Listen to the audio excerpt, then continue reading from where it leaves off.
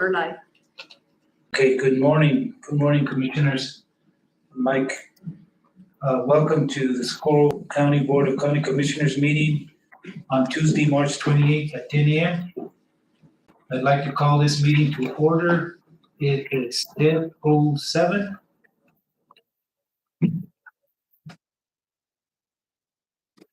Invocation, you walked in just in time, Commissioner Douglas. Can you do that for us? Please stand, everyone. Heavenly Father, we come to you today to ask blessings on those that are sick, those that who have lost. May you give them comfort. Those incarcerated, we always pray for them. We pray for our law officers that they may be keep safe, and peace and prosperity for everybody. Amen. Good. Amen. Pledge allegiance. Would you lead us on that, Mr. Simmons? Yeah, sure. I pledge allegiance to the flag of the United States of America and to the republic for which it stands, one nation, under God, indivisible, with liberty and justice for all. I salute the flag of the state of New Mexico. To be a symbol of perfect friendship among humanity.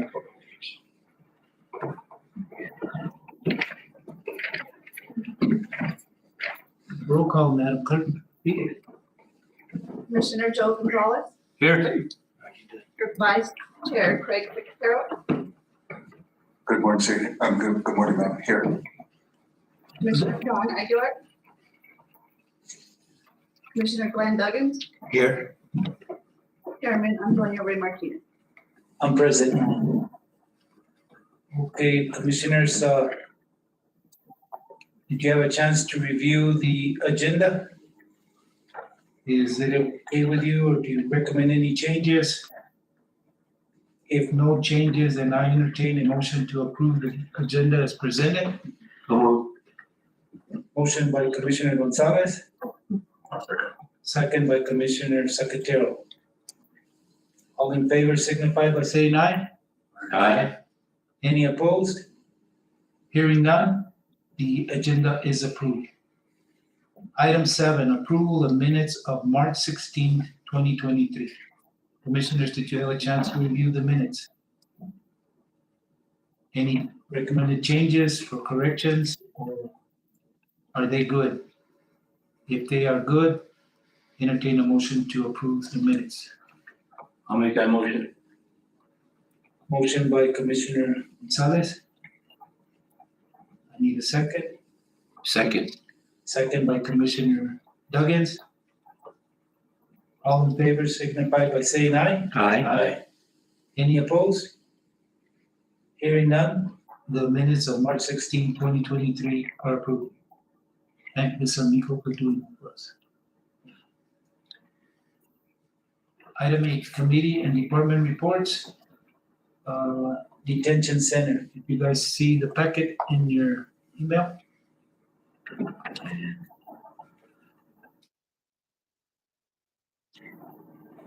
We only have one individual in the audience, a department head, road department. Do you have any news for us, Arthur?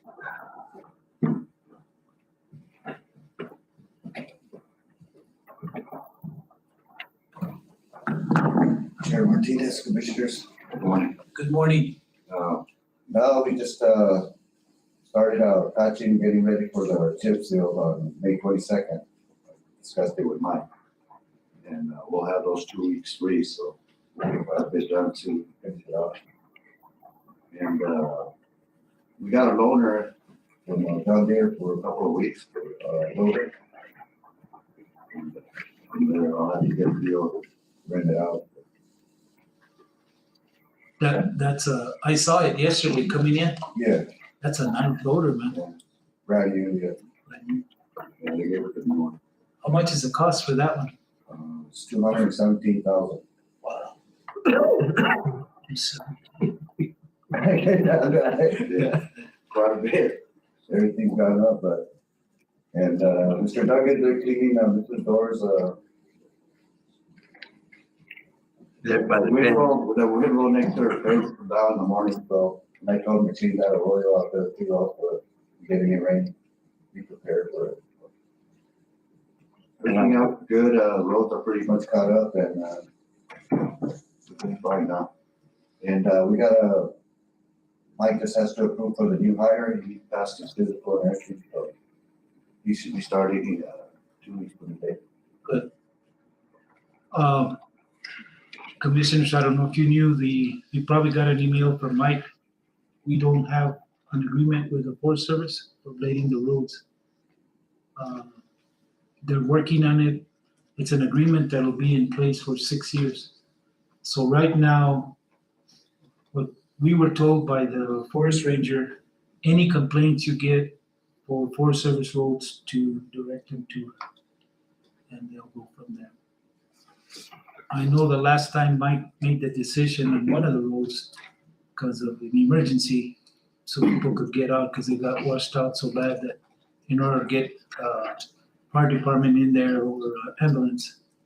So I think that's probably the only way it would happen again if we needed to get somebody out. I'm hoping that we get an agreement in place soon because the roads are in bad shape now. Mr. Chairman, Go ahead. I just want to thank you for Manager Hawks' art for the pothole fixes out at Escondido Lake. I noticed you got them. Yeah, Mike had a discussion and Mike told me if I could get on it right away, so we're gonna have the fishing derby and I made sure that, for them to go out there today, make sure everything, the whole state, they didn't break up, so we got some fresh cold mix, so we're gonna put that fresh one on top also, so that way everybody has good time, nobody has to bottle out there. But, I was talking to, Isn't it- about, see if we could if Brandon can find some money somewhere, we can chip seal it, now that we're gonna be down this way. You know, good chip seal, you can do good with that paper already, so. When you say chip seal, the road within the park or the channel road right there that goes into the park? But we can't chip seal that, cause the oil that we put on those chip seals, they don't want anything to drain into the Oh, drainage. Any questions? One question, the fire department in Hop Canyon. I know you guys fixed the erosion where it caved in, then you filled it with millings. The other day I went up there, it still hasn't, is there plans to seal it? Because if you don't seal it, it's gonna wash away again. I don't know, Mark said he was gonna have that discussion with Mike, see if he had the funds to chip seal that area.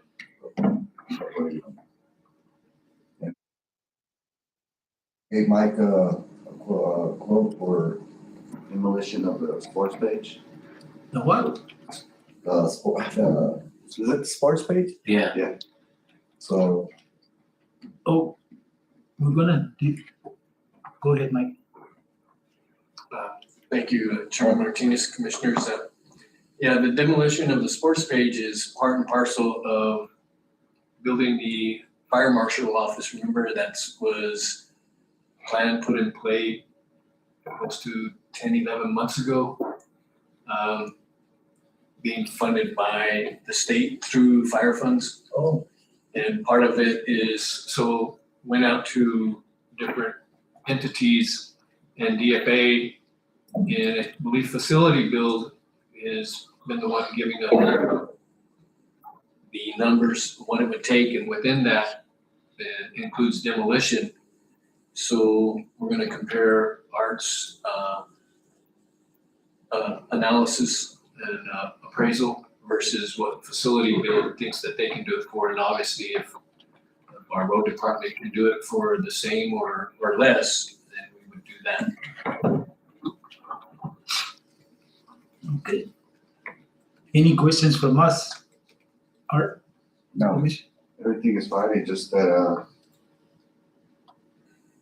gonna need some vehicles pretty soon, they're breaking down quite a bit, you know, wasting more on parts. But we're doing okay now. For the meantime. I know you said you sent the chip box up for repairs. Is Yes. that Yes. ready? getting ready. It should be ready sometime in about 2 weeks. Oh, good. So everything else is looking good. Okay, Thank you. thank you. Sheriff, do you have anything for us?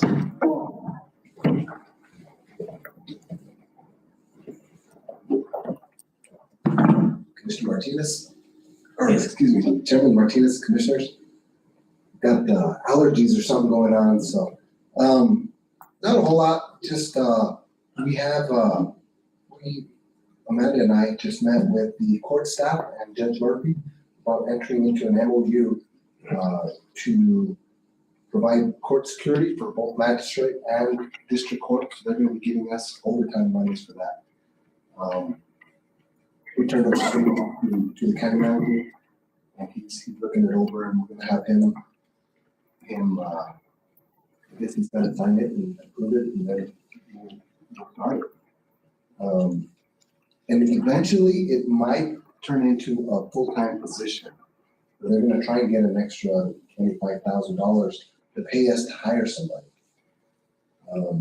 Along with that, again, we're trying to hire somebody as a school resource officer. But it's difficult, nobody wants to hire a school resource officer, it's just great. Last time I mentioned to you guys about the radios. Mhm. Amanda and County Manager Hawks have been working together and putting together numbers, and I believe they got some worked out already. I think that's about it. It's been, the guys have been busy. I don't think there's been any calls that have been too crazy lately, so.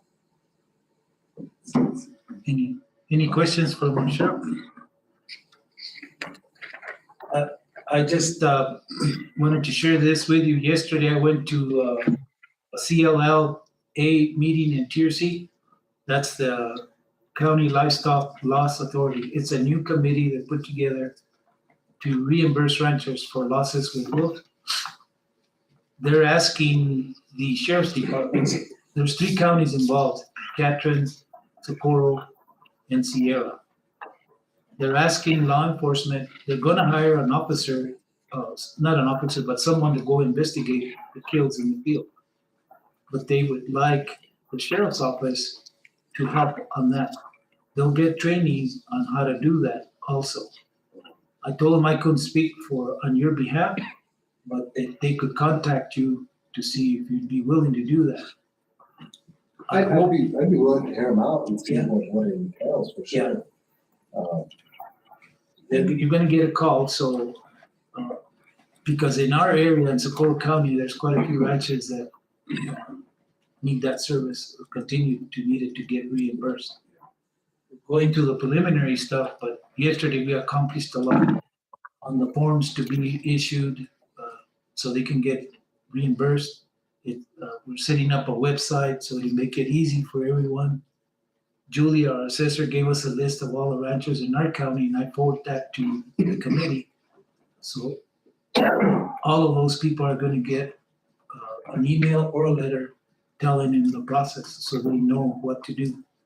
So if you can, when you get the call, I think it would be helpful, because being in Socorro, you probably know most of the ranchers that are around here. Get to know them, it would help them a lot. So I just want to let you know that you'll be getting a call on that. Sounds good, thank you. Thank you. That's it.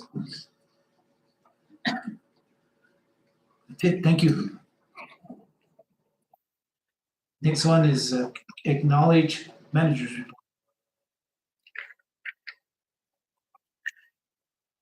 Chairman Martinez, Commissioners, I'm providing a verbal report today. Some of the things that transpired since the last meeting is we set up Nick Miesis from Ben Ray Lujan's office at San Antonio Community Center for Community Outreach. That went relatively well. We met with Dennis Engineering and property owners regarding easement in San Antonio for various phases of the flood control project. So those things are still being addressed, of property owners deciding how they want to address those easements. There's also there's the Department of New Mexico owns a lot, which is going to be kind of arduous to work through that, along with another banking entity. So we're still working through those as we move through those phases. And as you know, the commission authorized the expenditure of over 980,000 on those, some of the phases, last commission meeting. We're working on the transition of the senior center program with Mayor Rubb and New Mexico AAA. We worked with the New Mexico AAA reference possible transition of the senior program in the city of Socorro. There's still no contract or agreement that has been signed. They're still looking at budgets and constraints and what they believe they can or cannot do. City council is still looking to review all those necessary documents to see what the decision will be. I had agreed to keep all the utilities and phone services on until April 16th. So that way the village of Magdalena and the city of Socorro wouldn't have to pay reconnection fees. And NMAAA has agreed that they would reimburse us for that time, but that's coming up pretty quickly, and so we still don't know what will happen with the program in Socorro. We've relinquished the keys to that building already and they signed the inventory, relinquished the keys to that building, plus donated all the other necessary items to Magdalena, sent them a letter. Of course, they have a reversionary clause with Magdalena that when it stopped being used as a senior complex by the county, that it would be moved to Magdalena. They've asked for that to happen, so that happened. All the keys were left, and the county donated any items that were donated to the county, plus some more operational materials like copier and phones and computers, to make it as the transition as seamlessly as possible with Magdalena. We took that into inventory, and then I asked Mayor Rumpf to write us a letter. She was wanting those items back because they were wanting to start the program as soon as possible. The cost of those items were fairly nominal, and so that was relinquished to him with the inventory. Met with Alamo Navajo President Virgil Sandoval with DEC, referenced various agency connections and needs for clearances in a Three Kings Road project. I did connect with Patrick Antonio. I worked with Patrick on several different projects when I was in Alamo, so I was glad to know he was still there, and he had actually asked DEC for me. So he's working with us and trying to get proper forms and connections set up so we can try to move as expeditiously as possible with that program, that project. I did discuss with NFC reference fitness campaign grants and applicability to Escondido Lake. That's still in the review process. Last Monday, we did have the entire manager's office go through some personnel training that I thought was necessary and informational and part of a strategic process of the manager's office. While in Washington, D.C., I did meet with Ben Ray Lujan staffers to discuss our second tier application regarding Escondido Lake. And they advised me that we are still on the radar, but their subcommittee is going through the numbers, and obviously part of that is how viable is the project, how far along are we, what other funding sources we do have, which we have $477,000 earmarked for that. And also, did it fit a lot of the pillars that they're looking for in the application process? I think we made a good point of how many things we filled. I would like to remind the commission that either as a group or one by one, we still need to go in and do the yearly review of the detention centers. So I don't know if some of you want to do it today. I do have the clips and boards, or if you want to make arrangements and file in one by one. We do have to file that with the state, so if you just let me know and we'll work it all out. And that's pretty much on the global perspective of what's going on. Okay. One other thing on the road department, I did get a call on Schmidl Road. I think it's Mr. And so he's supposed to send me an email, so I'm still waiting for that on what he's wanting us to do and stuff. So, and I did issue a task order to Dennis Engineering about the speed bumps on the two roads in over there in the Tar area.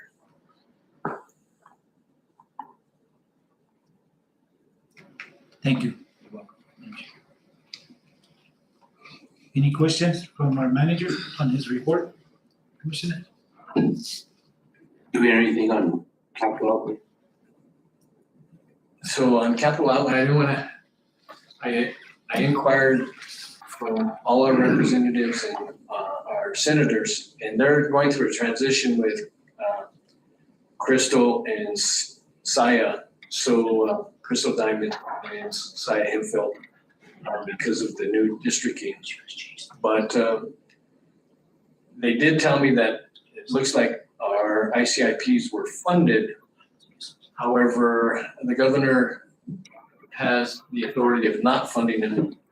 So they say we won't know for sure until the 16th. So I don't want to say anything until then, because I don't want to give any false hopes. But if you remember, those roads and the windows to finish the courthouse and vehicles for the sheriff's office on the chipper. And I tried to reach out to Harry Garcia again. It's obviously the chipper we use out in Alamo as well. And he said he would help us out with it when I met with him personally in Santa Fe. So still keeping our fingers crossed. We'll see how that works out. Thank you.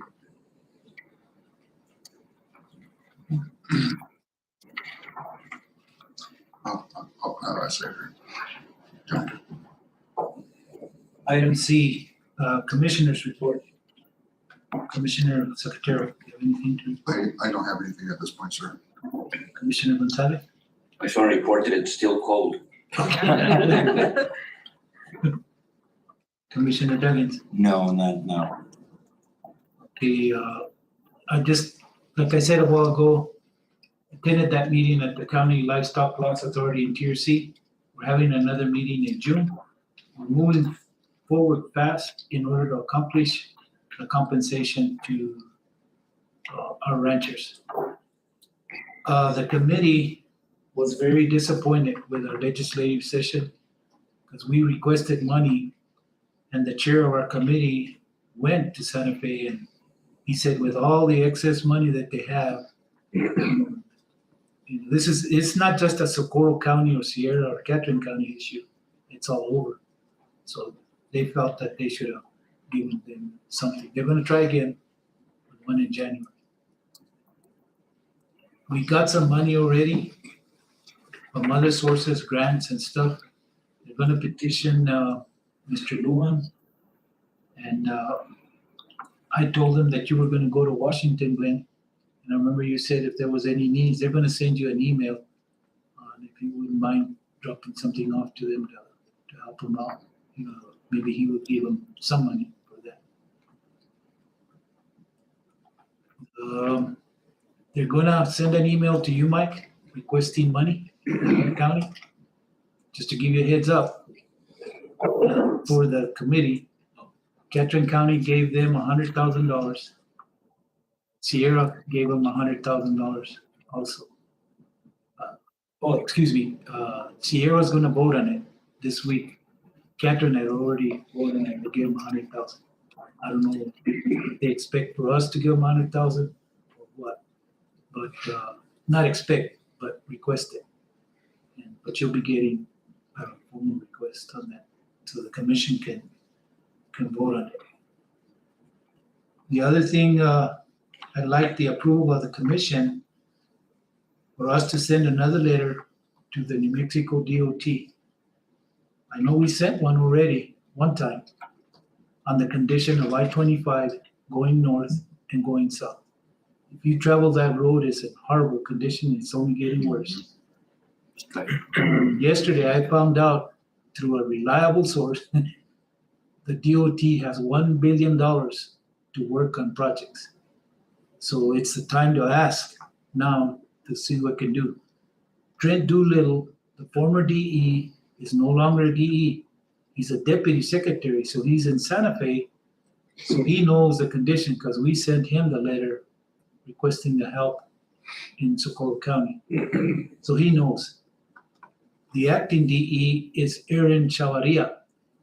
I think we need to copy him on that letter and send it to the cabinet secretary in Santa Fe and see if they'll, having that much money, I hope they do something because it's only going to get worse. And there's nothing planned, like I told you, in the STIP, there's nothing planned for the next 10 years here in I-25. The road needs it, but we also need the construction to happen here so we can get some of those GRT taxes when they do the construction here. So I'm requesting permission from the commission to request you to send that letter.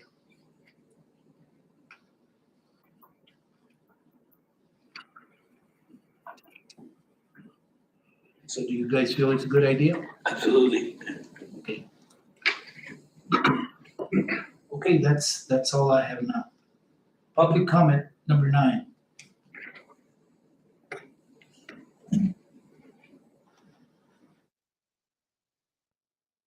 Morning, Chairman. During this, excuse me, sir. During this portion of our meeting, we welcome your suggestions and want to hear your concerns. This is not a question and answer period. Speakers will be limited to 5 minutes. The county commission is not able to take action on matters discussed during public comments. Speakers are requested to state their name for the record. Thank you. Thank you, Chairman Martinez and Commissioners. My name is Mike Timmons. We introduced myself in a couple ways. I'm a Deputy Director at the New Mexico Bureau of Geology over at New Mexico Tech. That's my full-time job. The other hat I wear is I'm on the Governing Council of Cottonwood Valley Charter School. I serve as the Vice President of that council. And I'm coming to present something in open meeting to you guys in the hopes that at a future meeting we can actually maybe consider a fundraising request that we have of the county. So let me outline this. This year, our Science Olympiad middle school team competed both at the regionals and state level, and they won both regional and state competitions this year. The Science Olympiad competition, if you're not familiar with that, that brings students from all over the state to regional competitions, and then ultimately here at New Mexico Tech for the state competition. And it's principally, science, technology, engineering, math kind of competition. And it's a mixture of both build events and kind of written test events. So it's a mixture of events there. So we're very proud of our team. I guess the last hat I'm wearing is proud dad. My child is on the Science Olympiad team, and so I'm trying to help fundraise for this team. So with that win at the state level, and I know you guys know the competition in this state. There are some really talented schools out there. And I'm so proud of our school district and what they accomplished this year. Our middle school won first place statewide. Socorro High School won third place statewide. This community has a lot of really good things going for it here in our district. I'm really proud of these kids. But it does get us an invitation to nationals, which this year is at Wichita, Kansas. There are 16 students on our team and 2 coaches, and we're seeking the funding from the broader community support for our team to get to that competition. Now, as a school entity, what we're offering with our partners in this sponsorship is there are team shirts. We can advertise and we can showcase our community at these events. So the day before the national competition, there's a whole STEM exposition. So we're talking schools from I think there are 70 some teams coming to this competition. And so communities from all over the nation are going to be seeing us and our team, and we wish them best of luck. But it also is a chance for us to showcase this community. And I think an avenue for the county to maybe support us, like the city has, is for us showcasing our community through logos, banners, whatever the county would like to share with us, and we can share that with the broader nation. So as you can imagine, 16 students and 2 coaches is a little expensive to transport and house for a few days. I've sent you a letter here that's in front of you. This kind of outlines our costs and the nature of our requests. We're not asking it for a particular amount. It's really whatever the county feels like it can contribute to this cost. But you can see our expected expenses here. The bus is about $8,000, hotels about $2,000, meals will be about $2,000. And then the team needs some shirts to kind of highlight and showcase our team efforts. So I'm hoping I can come back at the next council meeting with a formal request and for your consideration. But I wanted to get this in front of you and for your consideration for future action. And I know you can't ask questions at this time, so I can leave it at that. Thank you so much for your time. Make sure, excuse me, sir, make sure you get on the agenda. Yes, sir. Requested from Jennifer so you can be on the agenda for next week. I sure will do that. Thank you so much. Thank you so much, Mr. Jimmons. Any other ones, Jennifer? No. Okay, we go to new business. Consider resolution 2023-40, New Mexico DOT for fiscal year 2024 transportation project fund. Mike.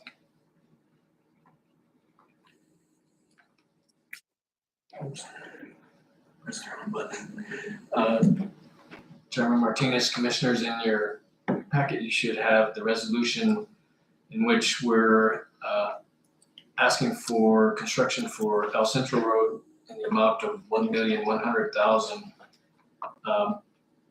And I'm asking for a due pass on this resolution.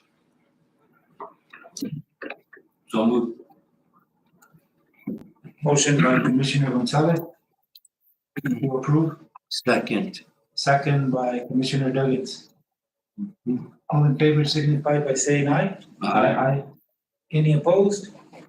Hearing none, resolution 2023-40, New Mexico DOT for fiscal year 2024 transportation project fund is approved. Item B, consideration of MOU with the 7th Judicial Court for Treatment Court Program. Thank you, Chairman Martinez, Commissioners. In your packet, you have the memorandum of agreement of understanding between ourselves and the judicial court. And this is after several meetings and identifying each and everybody's roles. This one is what we usually have. The thing that's a little bit disconcerting is NMAOC, New Mexico Administrative Office of Courts, since this has come out, has actually allocated less funds for these types of things. So it's, I would say that we sign it, but it's going to be interesting how much from who will be funded on it. But it's still providing treatment and other considerations to reduce recidivism. What is your recommendation, Manager? I would recommend that we sign it and then see how it rolls with the new budget constraints that we're probably going to experience. Okay, you heard the recommendation from our manager. If you agree, I need a motion to approve the MOU. So moved. Motion by Commissioner Gonzalez. Need a second? I'll second. Second by Commissioner Duggins. All in favor signify by saying aye. Aye. Aye. Any opposed? Hearing none, the MOU for the 7th Judicial Court for Treatment Court Program is approved. Item C, discussion and direction to staff regarding senior center program transition. I asked Mike to put this on the agenda. As you know now, Socorro has still not agreed to take it over. They're still looking at it and looking at all the funding and stuff. Magdalena, the village of Magdalena has decided to take it over. And I know we discussed as a commission that we gave them some stuff, but we also discussed being able to give them some funds. So right now, there's only one that's probably needs it, the village of Magdalena.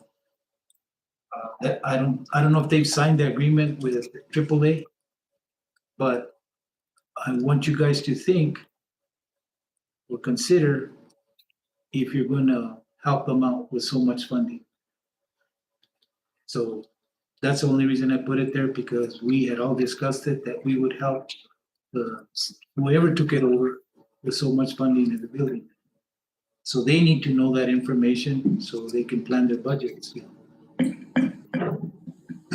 Mr. Chairman, did we not give them the use of the buildings, So manager?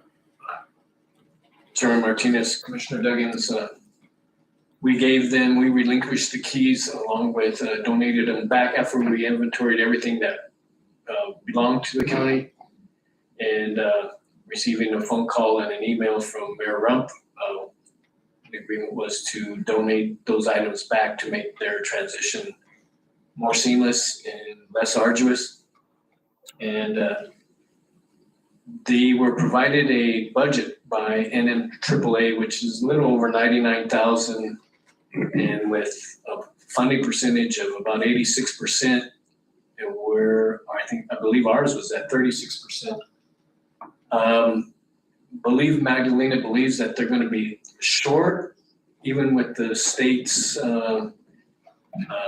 budget that they agreed upon. And that's only because of the numbers we supplied to them, what actual costs are. And as you know, that program was forever being provided extra funds through our general funds. So I don't even know if Magdalena has signed the agreement yet. I know that they have agreed. I don't know if their city council, because I haven't received the final word from Mayor Rump, and I've sent them 2 letters identifying the reversion clause in our agreement, and then the latest about donating the equipment and supplies back to them. I believe the village of Magdalena believes they're going to be short, but they haven't even started experiencing their budget. And so I don't know how the commission would want to proceed like that. I know we used to have to present to the village asking for funds. I don't know if we want to do the same with the village. Once they know what their budget is and what they're experiencing, if the budget and funds that they're receiving from the state is inadequate, then they could come to us, with us keeping in mind what they used to donate to us, and proceed in that manner. I really do think maybe it's good to have the conversation, but I think it might be a little bit too early in the game to identify their needs when I don't think they know, they don't have the experiencing of their need yet.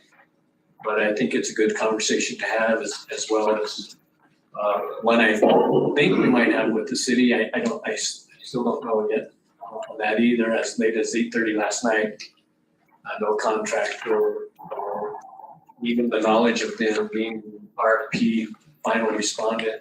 Nothing of that has been set. Chairman Martinez. Yes, Commissioner Gonzalez. I just, my comments on this is, I think the whole process of what was going on with the seniors and so forth is that we could only afford to contribute so much for senior citizen programs, be it Village of Magdalena, City of Socorro, and Veguita, because those are the 3 centers. They're all county residents. So I agree with you, they have a budget and promise they're gonna fund it, but until the actuality of the costs and the money that's coming in, I still think we should have an open mind to support those programs at the level that we're comfortable with. Chairman Martinez, Mr. Hawes, I just need clarification in regards to, I received several phone calls on last Friday, not this past Friday, but 2 Fridays ago, in regards to some of the equipment in MAG. Apparently, did the county, can you clarify that for me? What transpired? Because I was looking on the minutes from last meeting, which was the day before this happened, and there wasn't really nothing noted on that. So can you clarify that for me? So that, we did a walkthrough of both Socorro, Magdalena, and Veguita. And through that, based upon our property inventory, understanding how items were paid for and or received, identified, and we've given the state NMAA a list of inventory of what is theirs, and then also denoted, and this was given to the state actually in February and then followed up in March and again several times in March and in February.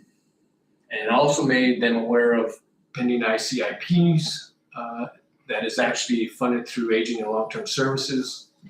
All of that was given to them, and we even made note about the recent burglary in which 7 catalytic converters were taken. Also 2 vehicles that really aren't in operational order, and asked the state, what are you wanting to do? It's on your inventory. Do you want us to take care of them since we can run? I never got a response of that. So we let NMAAA know what their property was, and we told them what we identified as our property. So when we began the transition, we went through and did the walkthrough, and again, reiterated what we identified as property, county property. So we inventoried it and stored it. Some of those were lease equipment. Obviously, we couldn't leave it there because we're still responsible for the items. Also, we couldn't leave CPUs there without a chain of custody inventory because, as you know, we have policies that disallow visiting certain websites, and if you leave a CPO and a monitor there and it's not on your inventory and you can't dedicate who had it during such time, then they go to an inappropriate site and it's tracked by our ITG, then then it just would have made things more difficult. So that's what we did. We seized and stored the property, and we actually utilized one of the CPUs for extending another program that we have dealing with seniors, the grandparent program or foster grandparent program. And then we went to Magdalena and again reiterated what we had paid for and what out of ARPA funds and other funds and items that were donated. There's some questions about how they were donated. Once we received clarification, I made a decision. Okay, we're not taking that, even though once it's donated, it becomes county property. But the way it was explained to me, one was donated, the other one seemed to be personally donated to a person. So I didn't want to go there, so I left that item, and then we inventoried everything and checked it in. Then when received a call from Mayor Rump, who was, to be honest, he was a little dissatisfied with what we did. I explained to him that those items had to be brought into our custody and inventoried so we could show control over them. But I would be glad, and I didn't see where those items, if you request them, being donated back, so that it would make their accessing operational capabilities. And it was fairly nominal when you add up what we inventoried. I said that, that wouldn't be a problem, especially since you're gonna continue, at least you're saying you're going to continue, running the program. So that's how that unfolded. Okay, so we went up there and we picked up the stuff physically, brought it back, Yeah. and then did we take it back? Same day. So we inventoried it before, identified it again, and then there were still some questions once we actually started taking physical control. And anything we had a question on, I decided to leave because it became too confrontational and argumentative. And so, and then again, it was fairly nominal in compared to price wise. So I was in Alamo that Friday, meeting with Virgil and with Dennis Engineering, and I got calls from the mayor of Magdalena, and I told him what the process was, and he agreed, because I asked him, I'm sure you have the same processes in the village, and he said, yeah, we do. And I said, what I would need from you is an email, because then it shows you're asking. I can't do it by verbal. I need something that documents that you're asking for that back.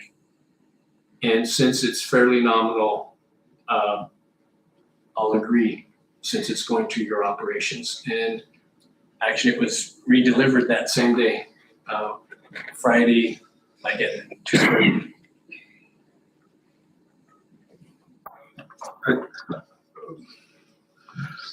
Chair, it's just, it really bothers me, as being a commissioner, and, to see a program, especially the senior center, how the contracts pulled back from the state, and on top of that,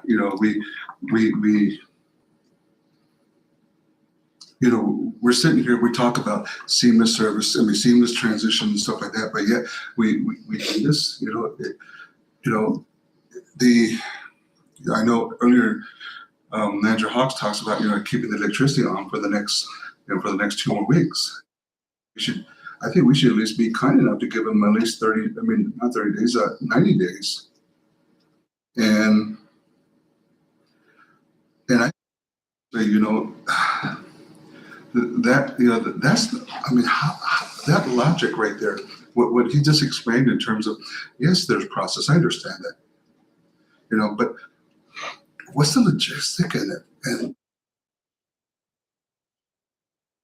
doing that, we shouldn't be hindering, especially Magdalena, in terms of trying to start up a senior program.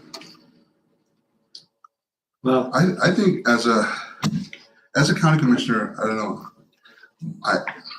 for that, in that manner, especially for the senior center, that's embarrassing. I can answer that. I feel free to answer that as well. Actually, that's an operational management perspective.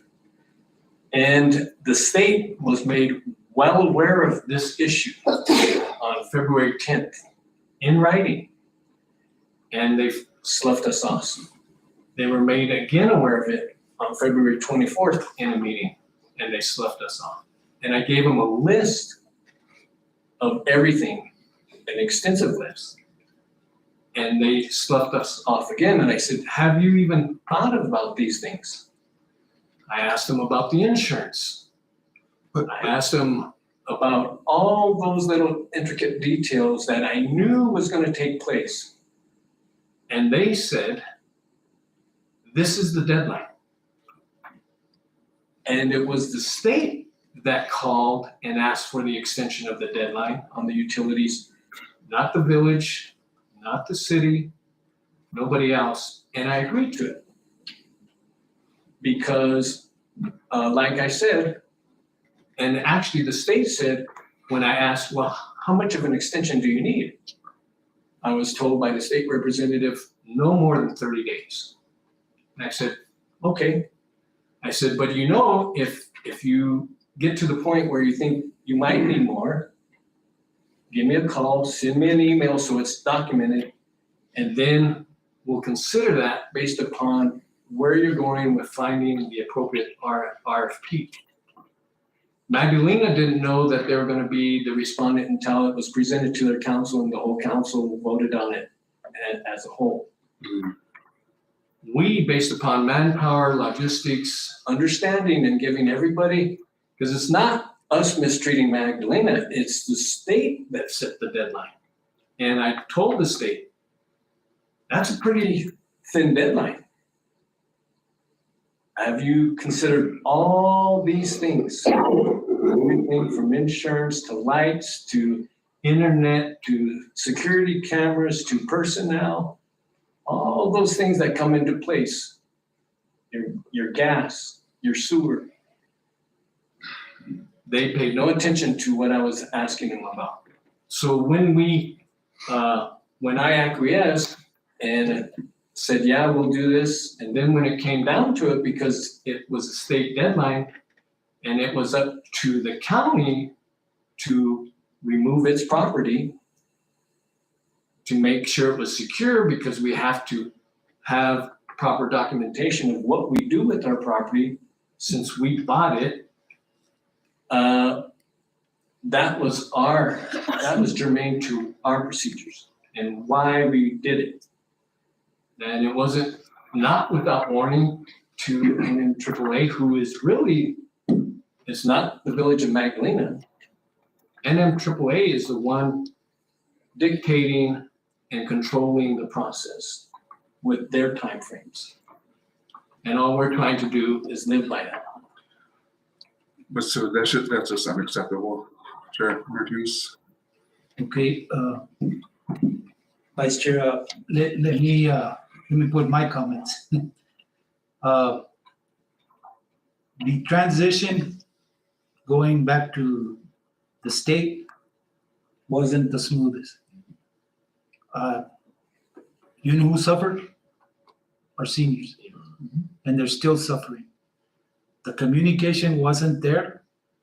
I know the last commission meeting we had, we all agreed that we would leave the lights on and they could use the computers and the state was going to reimburse us. Then I get a call from the mayor telling me, why are you taking all this? I said, what do you mean, taking what? So I went up there and they were loading the trailers with everything. I called you, Mike, on the stuff that was donated by people. Those people were having a cow. They paid out of their own pocket to furnish some of that stuff. And you told me it became county property once it went into the building. To me, I felt, yeah, maybe it became county property, but these people bought it for a reason. I think that transition could have been, okay, contact whoever donated that piece. What do you want to do with it? Do you still want to give it to us? We'll have to pick it up, or what do you want to do? See, that's the part of the communication that didn't happen. That's why some of those people got mad and they load the stuff, bring it. I don't even know if they made it to Socorro, turn around and go back. Once the mayor contacted you, all it would have taken would have been a phone call. We're getting ready to take all of this. What do you want to do? Do you want to get it or do you want to donate it? And it didn't happen. Then I get a call from Socorro. The same thing happened there.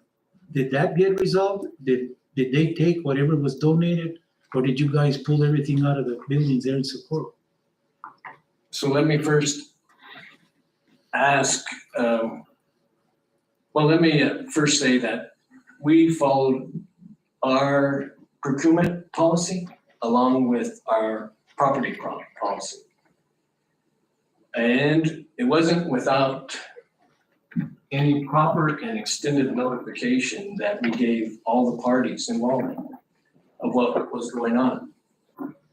It was NMAA's responsibility to advise their RFPs what was and what was not going to happen.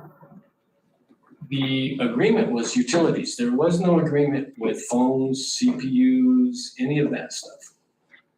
The one thing in question in Magdalena was the popcorn machine. And then there was the discussion about who actually received it. And when I was told that it was actually delivered to your home as a donation. I said, okay, if it wasn't delivered first to the senior center, then I'm not gonna consider that county property.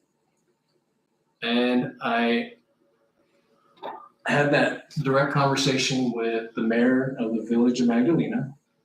And he understood it's his same similar policy and property and procurement policy that when things are donated, obviously it becomes property of that entity. And he acknowledged that. And I said, but I didn't take the popcorn machine because there was questions of true ownership. And you later clarified that, no, it was only delivered to Magdalena.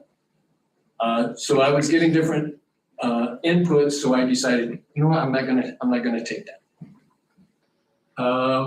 The television said it was donated. We did take that. We did return it and we identified it as a donation and with a follow-up letter that was a donation. So the same is true for Socorro. Anything that was leased, like there's a Coke machine in there that we had to identify and contacted the company that has it in there and tell them we're no longer responsible for that Coke machine. We did the same thing. We had to seize copiers that we had on lease because we couldn't leave them there. We seized the phones that were paid for by us because NMAAA never provided a budget for that, as well as in Magdalena. And they never provided a budget for fax copier machines, any of those types of things. So that's why it was seized and placed in inventory, because to this day, I still haven't received an affirmation letter from the mayor of Magdalena that they are at the actual RFP, that they've signed off on it. Yeah. And I haven't received that from NMAA. So I was faced with a 30-day deadline and being responsible for our property. And we took the steps necessary to be responsible for our property.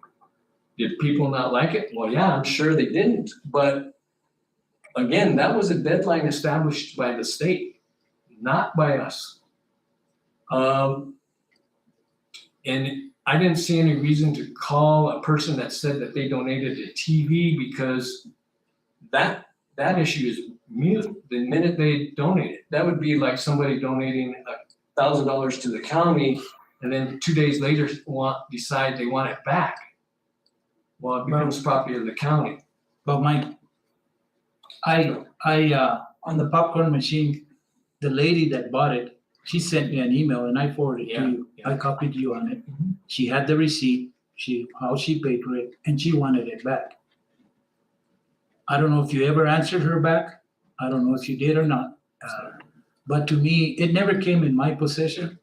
I sent you an email on all the stuff that I knew that people had donated, that came to me and said, we want to donate this because the county cannot buy it. The Oliver tray machine, the lady that donated it, because we couldn't get one to seal the packages correctly and health-wise. She paid for that. I knew that what were they going to do with it? You know, it would have to be leaving there so whoever takes it over could use it. But the other stuff, you know, it should have all been left there that was donated because it was for the seniors of that community.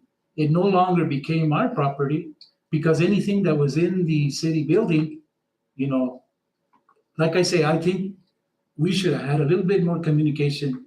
Said, okay, this is, and I sent you a list of everything that I knew that was donated in Magdalena. I didn't know the stuff in Socorro. So I just felt that the people, the seniors lost out. And going back and forth and not taking it back, I don't know. And the state, I don't know what their deal is, but I think right now we have no responsibility there, what I'm hearing, correct?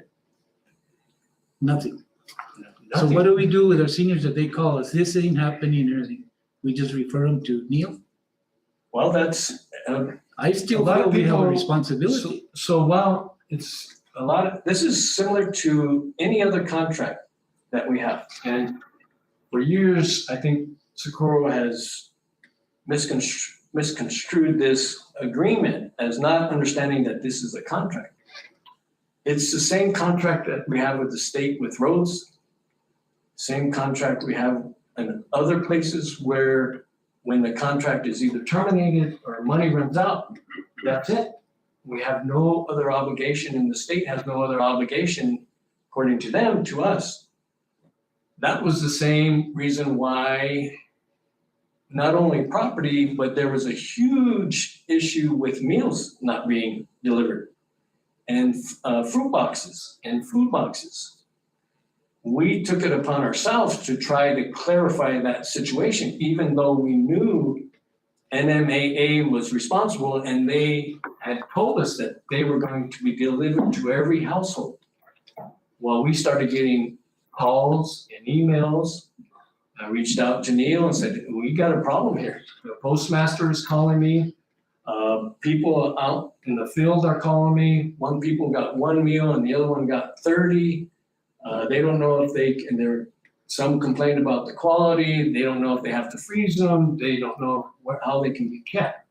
Did we So- ever send him an email requesting all that to be official? So what finally happened was, yeah, I did. And I actually talked to him on the phone, and what he finally did was, I can give you one of the horror stories. They went to a housing complex. FedEx was delivering. I don't know why they have FedEx delivering. Maybe I'm wrong with that, so don't quote me on FedEx, but it was a delivery service, one of the like postal services or parcel postal services. Couldn't find the people, went to the manager's office and unloaded boxes and boxes and boxes of foodstuffs.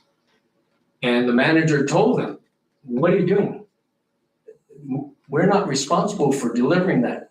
And What manager, Mike? I'd rather not say. I can tell you later Okay, because. did that- anybody take pictures of those boxes and That, send that them to? wasn't up to me. That was, all I know is the manager is known to be a very reliable person and actually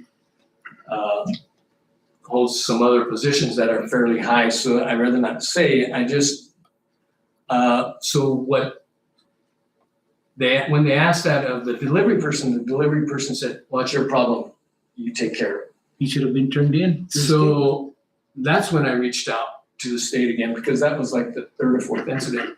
That's when the state then reached out to Linda Modest and asked her to be the liaison, and I think I copied you on that email. Yes. Saying, okay, we turned, because we didn't know. We didn't know if they had a liaison because I think they recognized once they started getting calls from us and everybody else that, hey, there's a delivery issue. So we took it upon ourselves to actually serve as a conduit in between all that. And they hired Linda Modest as the liaison. And now it's my understanding that's getting worked out. And as far as all the other stuff, the hopes was always to be seamless. And I think I remember I told you, I don't think it's gonna be seamless because the state's ignoring me on the items that I brought to their attention. Could things have been better? Yeah, in a perfect world, I mean, I could have, hindsight is always 20/20. I don't know if we'll do the same with the city. I mean, we have the property. There's a lot of extensive property and expensive property with that. But the state's aware of what we have, and the state was aware of what we had from Magdalena. But the building does not belong to us from the city. And yeah, we've already relinquished the keys to them as we did with Magdalena. But we're still carrying the insurance, still carrying the utilities, and we still have the security camera going at the city. And did anybody request that? The state requested it. Okay, for all three centers. No, the Veguita is ours, so obviously we're gonna keep doing. They requested for Magdalena. They requested it for if we would continue the utilities. They didn't say anything else. They just said utilities for another 30 days. And I actually went further than that. I said till April 16th. So the deadline's coming. My opinion to the commission, we need to send the state a letter telling them this is the deadline. You say that there's no communication, that there was no communication between us and them. They said in an open meeting, they came over here.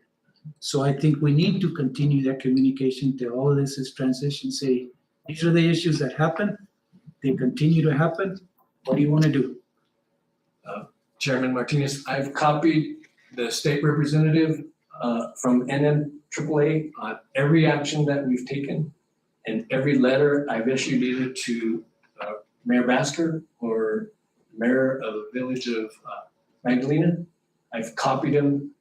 I've copied him when I enclosed documents. And I think I copied you on the latest one yesterday when I sent him the copy of The agreement. the agreement, Yeah. the inventory, the letter saying that what we've donated back. So we have a custody chain of where the property is and for how long we had it. And Did you copy Katrina Bocc, the cabinet secretary for that department? no, I've been dealing with Neil. So I copy Neil because he is my point of contact on everything. Okay. When I do Katrina, I get crickets. So, and actually I've been told by Monica and Katrina to reach out, and Diane to reach out to Neil. Okay, so. Okay, we'll see what happens. I still think they need a letter telling them that this is gonna end April 15th. They know, right? No, but we need to put it in writing, Glenn. Writing, documentation. They're gonna say, they never told us. I've written that in every letter that I've written. I've made reference to the March 16th deadline and then how we've extended it to April 16th as far as utilities. I've made reference to Yeah. that every time in every letter. I'll write another one saying, I think it's just an worth it, update. my opinion, because like you said a while ago, you request an email from the mayor. Send me an email so I have documentation that you're requesting this. Voice, word of mouth means nothing. So I think we need to do that. No, I do everything in writing and I have a transition file Good. that's already very thick. Just don't mark it seamless transition. I think that's the biggest issue here. I mean, that Well, was, I knew that was. when you presented it, we're gonna make this as seamless transition as possible. And I think that the county, with your assistance, well, you're the guy, have tried to do that. But with that being said, I still think we need to continue the transition for as long as, I don't wanna be held hostage by the state anymore, but for the benefit of the seniors so that the programs can continue.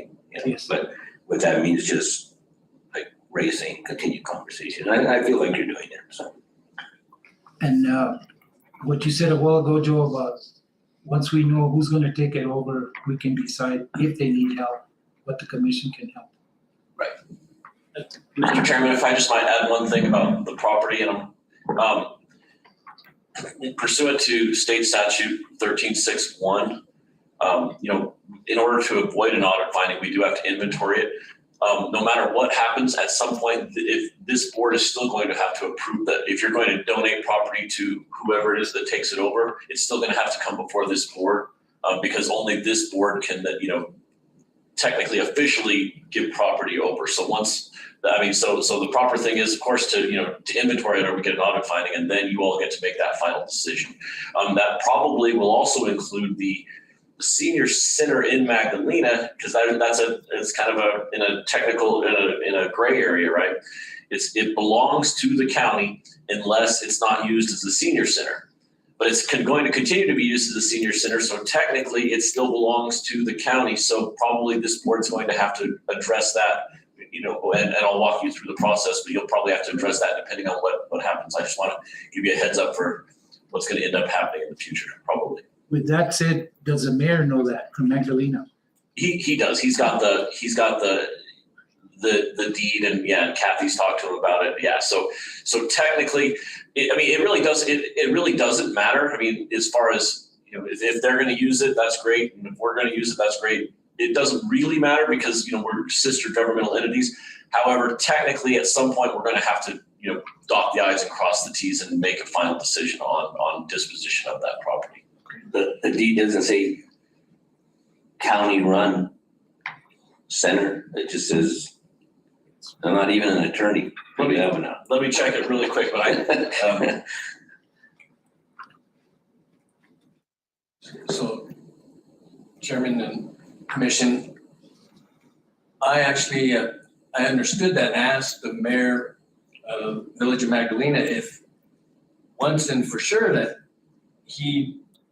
the Magdalena knew that they were going to be running it. That if he would write a letter and or ask to be on the agenda to discuss what would, if anything, be done with the Magdalena Center, because everything we're talking about are stopgaps in between. Even relinquishing the donated property back is a stopgap, understanding that, like I made reference to before, we have to follow the procedures, bringing it in, inventorying it, and then inventorying it back out. Those are all stopgaps trying to work through this and showing our auditors that, hey, we're complying, but at the same time, we're trying to assist with this. But in the end, all of this other stuff will have to be put into play and documented and solidified. And that's pretty much what I asked the mayor of Magdalena. And so I'm still waiting for that to happen. And again, that would be part of, okay, if it's still a senior center, does it technically still belong to the county? And that's, something that we'll have to work through. And Mr. Chairman and Commissioner, to answer your question, it does not say by the city. I just took it. It says senior center. So again, this is not a huge hurdle or anything, but there's going to be things that we're going to have to make sure we square away. I mean, we can probably argue technically it went back because maybe we didn't use it as senior center for a day, but it probably in the end we're probably going to need to give them a deed just to make sure everything's crystal clear. Be responsible for a lot of stuff. Right, and who knows what in the world, let's just say this, who knows what in the world, a new commission in 5 years, 10 years may say, by God, that's ours, and then, the village and the city are in a bad spot. The other thing, that email, the mayor asked me to ask you, and I sent you the email on the capital outlay. I guess he called Santa Fe, and there was one, I think he said 100,000 and one for 30, but he didn't know if anything of that belonged to Magdalena. He wanted to know if it did and what it was. I copied you on that letter along with all the attachments. It's one still in existence is 127,000, and I also made reference to him. It's with Aging Long-Term Services. It's not the regular ICIP, which goes through the legislative process. And I advised him that it's made out to the county of Socorro. And so that he would have to reach out to Aging and Long-Term Services and then AAA to see how, if anything, and then I advised him of my personal experience of attempting to get things reauthorized like we did with the 100,000 in La Jolla. So I gave him that information in my letter as well. And again, I would like to say too, to the point of the attorney, is that it was very disconcerting when I was relinquishing the keys to the city and the village and attempting to make this move along, that them getting the keys, does that mean they actually have possession now, even though the deed makes reference to different points that have to be covered. But again, it was something that was done to try to move this, in a fashion, in a controlled fashion. And all those keys were inventory, photographed, released. Well, last night we had a council meeting, so I don't know what happened. I'll find out. Anything else? That already in the bush. Item D, discussion of chair pro tem in absence of the chair or vice chair. One of our commissioners asked for this to be on the agenda. That's it. I miss and our vice chair is absent. And our attorney said that one of the other commissioners could take place. Do we have to name the commissioner or can it be anyone that's here? Certainly. Mr. Chairman, if I could answer that really quickly, there are two ways to skin the cat. That's a good way. Whoever loses has to be the chairman, right? But under Robert's rules, which we adopt as a guide, if the chairman and the vice chairman are not here, then the remaining board under Robert's rules elects a chairman pro tem. So and pro tem means just for that meeting. So if the three non-chairs are here, then they just select who they would like it by motion and vote at the beginning of the meeting, that's one way that it gets done. And that's, under Robert's rules, which we follow. Another option just to throw out there, which is what Cibola County does, and I think some other places do as well, is they appoint at the beginning of the year, or the resolutions when you select your chair and vice chair, they have a first vice chair and a second vice chair, and that way there's always going to be somebody under the rules. So either one of those is fine, and either one is operational. So it's really the pleasure of the board. Commissioners, what do you want? The first choice, let's just go with it. I like the first one. Of course, then that could be an impasse and then the meetings. Yeah, no, the first one's fine. We'll go with the first one. Thank you for the clarification. Mr. Nance. Okay, the other one is discussion direction to staff regarding meeting time. It's also brought up by Commissioner. Wants all the meetings to start at 10, no more evening meetings. But, Mr. Chairman, I just think all the meetings should be at the same time. What time that is up to whoever, whatever, up to us. But a regular time, because it's a little bit crazy. I do know we moved the meeting up to 10 because they said, well, it was discussed that it would make it easier for the commissioners to be here by 10. We also changed one of the meetings to 5:30, the second one, to make it convenient for the public, for the ones that work. That's what I remember. So, Mr. Chairman, may yes. I think the hardest meetings to be made, just in my opinion, is the meeting during the day. And for commissioners, and then of course for the public, that's why we have the 5:30. So I'm of the opinion that we have the meetings at the same time would be 5:30 instead of 9 or 10 during the day. That's fine with me. Both meetings? Because the ones that we tend to miss are the ones during the day. We're short commissioners, so. Well, then, Yeah. then you put people on overtime on that, they gotta come in. I mean, for, what is it, 8 hours a month and better attendance, that's just my opinion. That's what I'm saying. I don't think it's gonna break the bank. Well, I look at it this way, Commissioner Gonzalez. When we ran for the board, we knew the commitment. If it's at 10 o'clock, we should all be here at 10 o'clock and on time. If we put it at 5:30, we should all be here at 5:30 and on time. If you're not gonna be here, we need to let the commission know, the manager know you're not gonna be here, so we can have a quorum. I don't want 2 evening meetings myself.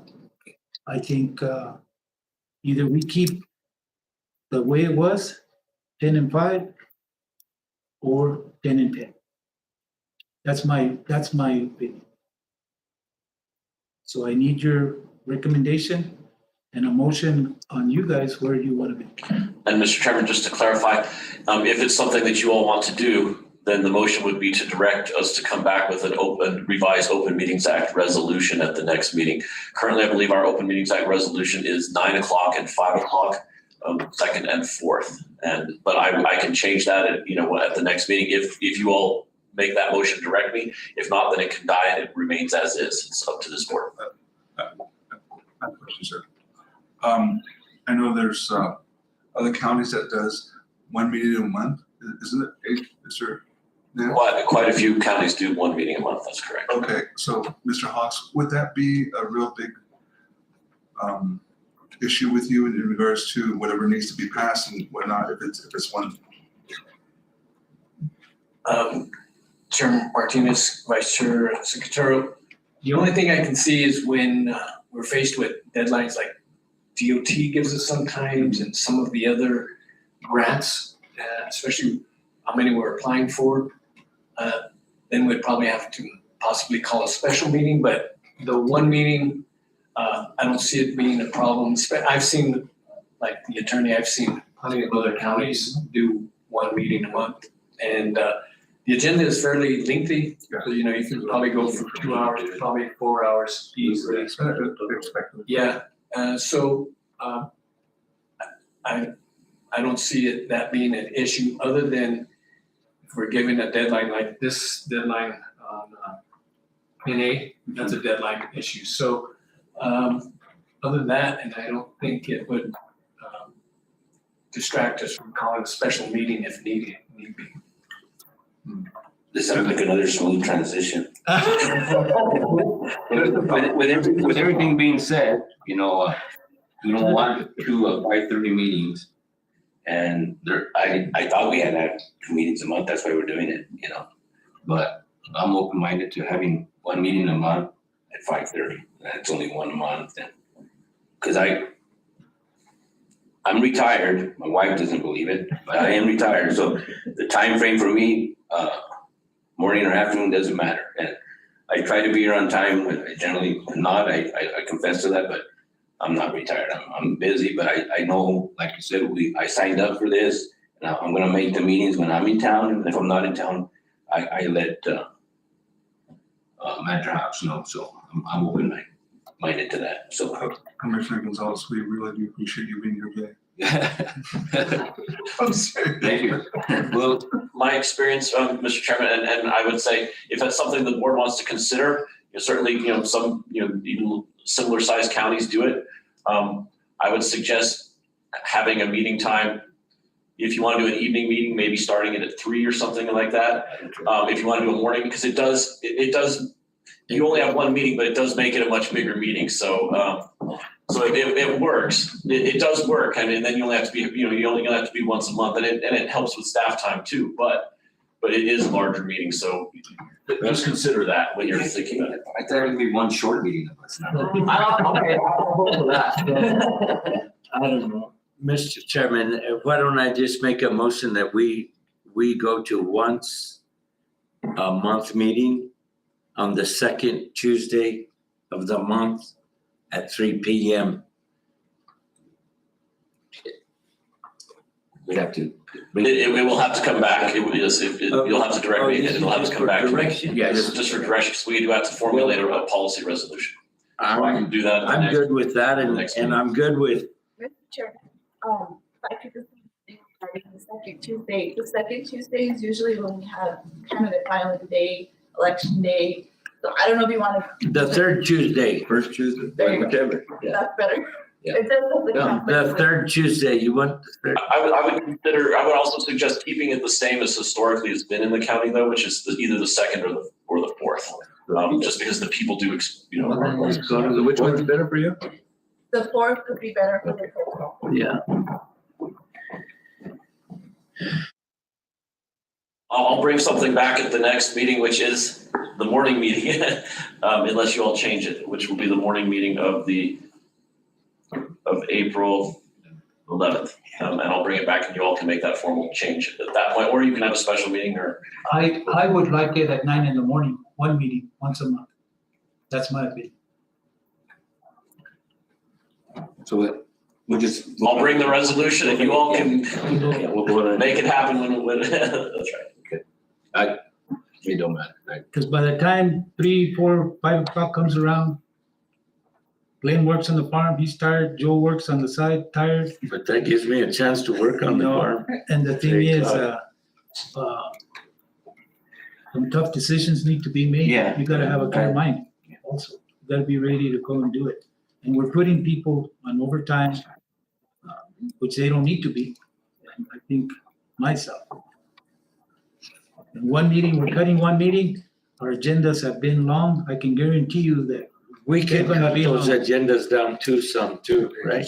yeah, they're gonna be long. By putting them together, their birthdays, and I still don't know why we do that. And, they're not even here, Joe. So bring that resolution and that's on the We need an overdrive gear. Any more questions? Okay, item F, discuss direction to staff to publish the title and general summary of ordinance amending the nepotism regulations in the personnel policy. Mr. Chairman, I asked for this, I don't know, I'm a little aggravated today, and I think that maybe we're all a little edgy today, and I don't think today, I'd like to make a motion to table this and move on to till further notice. Can we? Next meeting? Certainly, Well, Like the next meeting, if you table to the next meeting, yes, that's, and today is just to publish the ordinance, but we can hold off on that because, I would like you all to have a discussion about what you want us to publish. let's just table it for today and put it back on the agenda next meeting. That would be my motion. I'll second that. Okay, motion by Commissioner Duggins to table, second by Commissioner Gonzalez to table the nepotism regulation. All in favor signify by saying aye. Aye. Aye. Any opposed? Oh. Hearing none, it's tabled to the next meeting.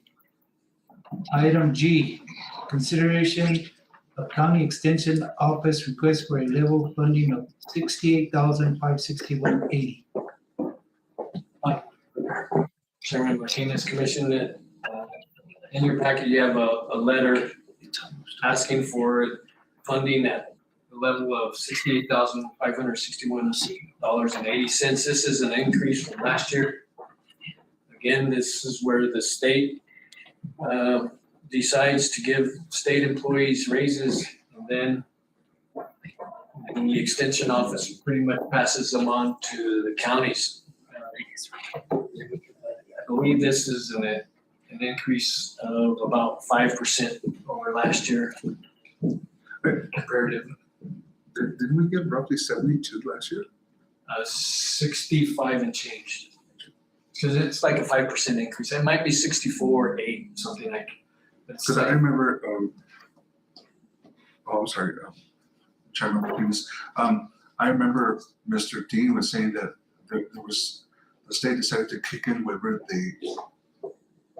to put back the money that was aside or set aside. All I can tell you, when I reviewed the past support record, it's a 5% increase. Tom Dean is on the line. If you want me to put him under my speaker. He must be listening. Yeah. Mr. Chair, you would like? Yeah. Mr. Dean, you got the microphone, sir. Yes, sir. Thank you. I apologize for I was calling in there and wasn't getting through there for a minute. But I think in terms of the request for this year, yes, we are requesting the 68. Last year's request was at 67. When they come before the board last month, we were able to get state appropriations allocated back into this particular county's budget of $12,000. But there has been salary adjustments and things. We operate on a very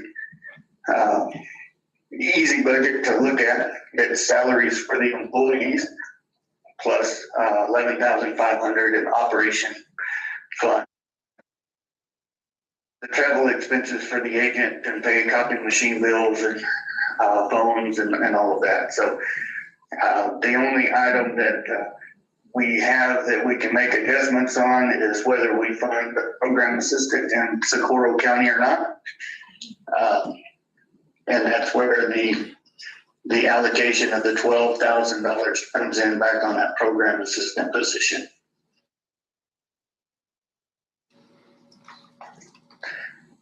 Does that make sense, or?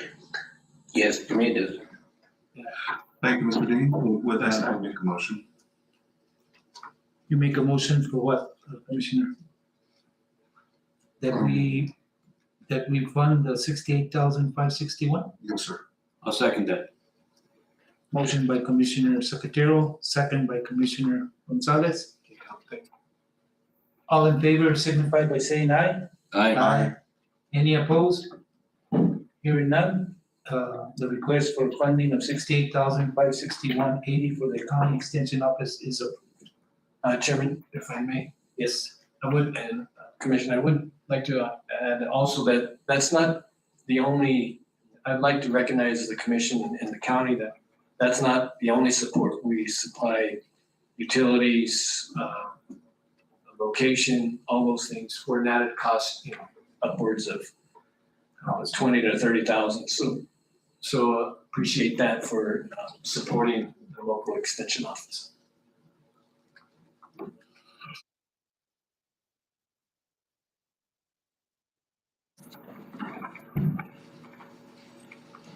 Any more questions? We do help them a lot, so. Okay, we'll go to acknowledge personnel changes. Who wants to take that on?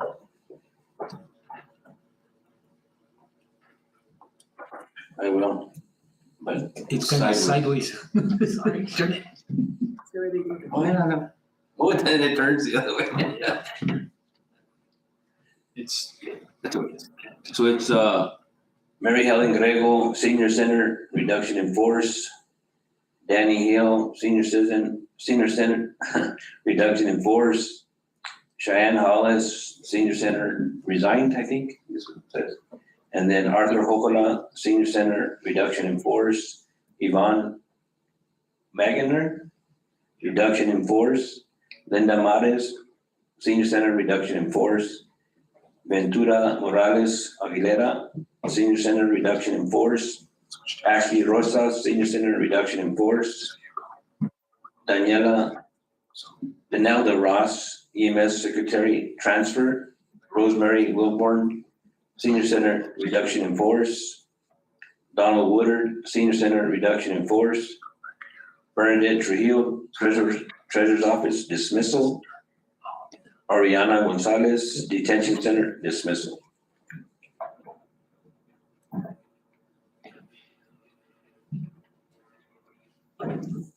Try to work it. Yeah. This keeps on this. I make the motion to approve them as presented. Okay, acknowledge the personnel changes. Before we take the vote, out of all these people, Mike, who has gotten a job in the county? And who just resigned? But showing resignation, but anybody get a job with the county? So those, Linda Modis was picked up as liaison, not with the county. The director was actually hired. She's not on here because she was hired before the last meeting. And the Nalda has been hired. And the other people, they just. The other people were asked to look at openings, and some openly said they had already found jobs, and some said they just wanted to retire, and some said they wanted to collect unemployment. That's what they said. Did anybody apply for the receptionist position? Remember I called you on? On EMS? No, in your office. No, I have not opened that. You have not opened it? No. I'm going through the job description. There's some items in there that I'm considering changing. Adding more duties or? That's what I'm trying to decide. I'm trying to decide because our office's dynamics are changing daily. So I'm wanting to take a look at that. Okay, the motion by Commissioner Gonzalez to acknowledge personnel changes, I'll second. second by Commissioner Secretarial. All in favor signify by saying aye. Aye. Aye. Any opposed? Personnel changes are acknowledged.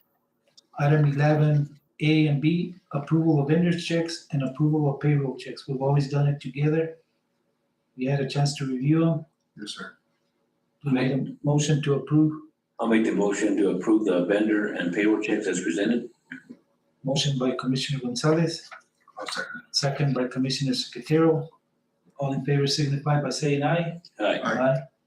Any opposed? Hearing none, Mr. Chair. vendors checks and payroll checks are approved. Mr. Chair, before you move on, I'd like, in the payroll checks, if you notice, those employees in the senior program received their severance pay. Thank you. Executive session, motion and roll call vote to go into executive session and that pursuant to New Mexico State Statute, Section 10-15-1, only the following matters will be discussed in closed sessions. A, pending or threatening litigation. I, Armijo versus Board of County Commissioners. Double I, Carrillo versus Board of County Commissioners. I need a I'll make a motion. motion by Commissioner Secretarial. Roll call vote. Commissioner Joe Gonzalez, Yes. Vice Chair Craig Secretarial, Yes, ma'am. Commissioner John Aguilar, Commissioner Glenn Duggins, Chairman Antonio Ray Martinez. Yes, ma'am. We are now in executive.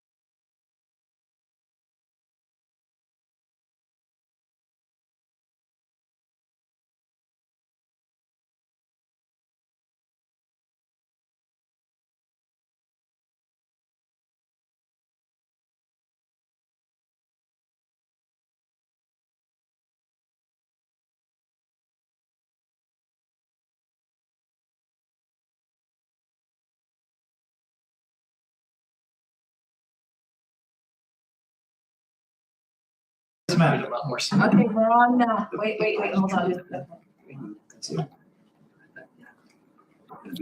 Okay, we're on now, Mike. Okay, motion and roll call vote to return to regular session. Madam Clerk, I'll make the motion. motion by Commissioner Gonzalez, I'll second. second by Commissioner Secretary. Roll call vote, sorry. Commissioner Joe Gonzalez, Yes. Vice Chair Craig Secretarial, Yes, ma'am. Commissioner John Aguilar, Commissioner Glenn Duggan, Chairman Antonio Ray Martinez. Yes, ma'am.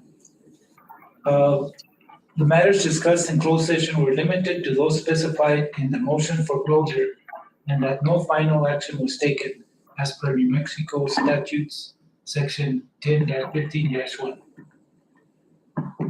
Okay, the next commission meeting is April 11th, 2023 at 9 a.m.